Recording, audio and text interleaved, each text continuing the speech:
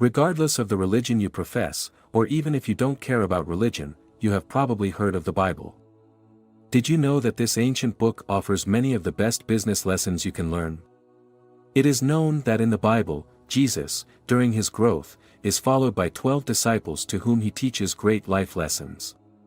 While Jesus explains these lessons, he is also heard by many more people who follow him and are attentive to his words. Jesus was accustomed to telling these life lessons in the form of parables because they were better understood by the people. Among these multiple lessons, we have separated the best parables of Jesus applied to business that we will present to you below.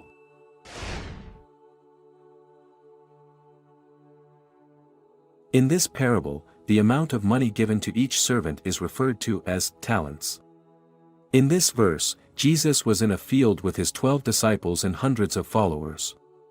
Jesus then said the following, "For the kingdom of heaven is like a landowner who went on a journey and entrusted his possessions to his 3 servants. To each servant, he gave a different amount of gold coins depending on the capacity they had demonstrated to their master. He called his 300 servants and entrusted his possessions to them. To the first servant, who had the most capacity, he gave 5 coins. To the second, he gave 3 coins. And to the third, who was known to be the most fearful and had demonstrated the least ability, he gave only 1 coin. The master then left on his journey, entrusting his possessions to his 3 servants.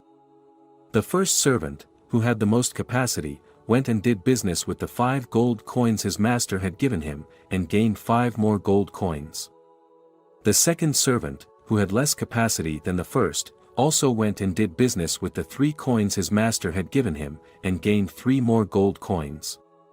However, the third servant, due to his insecurity and fear, did not do anything with the 1 coin his master had given him, but rather buried it in the ground.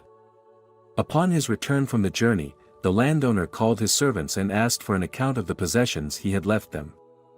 The first servant said, "My master, you gave me 5 coins. I went and did business with them and gained 5 more. Here are my accounts for you." The landowner responded, "Well done, good and faithful servant. You have been faithful with a few things, I will put you in charge of many things. Come and share your master's happiness." The landowner then called the second servant, who said, "My master, you gave me 3 coins. I went and did business with them and gained 3 more. Here are my 6 coins for you." The landowner responded, "Well done, good and faithful servant. You have been faithful with a few things, I will put you in charge of many things. Come and share your master's happiness." Finally, the landowner called the third and last servant, who said, "My master, you gave me 1 coin. Here is your coin, my master. I did not do any business with it because I know you are a hard man, harvesting where you have not sown and gathering where you have not scattered seed. I was afraid, so I went and buried your coin in the ground. Here is your coin." The landowner responded, "You wicked, lazy servant. So you knew that I harvest where I have not sown and gather where I have not scattered seed? Well then, you should have put my money on deposit with the bankers, so that when I returned I would have received it back with interest. Take the 1 coin away from him and give it to the one who has 10 coins. For whoever has will be given more, and they will have an abundance. Whoever does not have, even what they have will be taken from them. And throw that worthless servant outside, into the darkness, where there will be weeping and gnashing of teeth."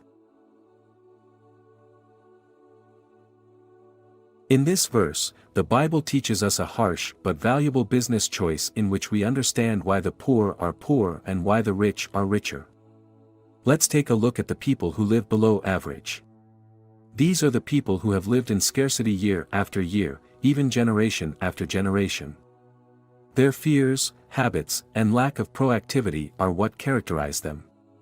They don't take risks, and they settle for their situation of scarcity. On the other hand, successful people are courageous risk-takers who make radical decisions in their lives. They leave their fears and insecurities behind and don't settle for their adverse situation. As the parable mentions, these people are condemned because those who have will be given more, and those who don't have, even the little they have will be taken away from them.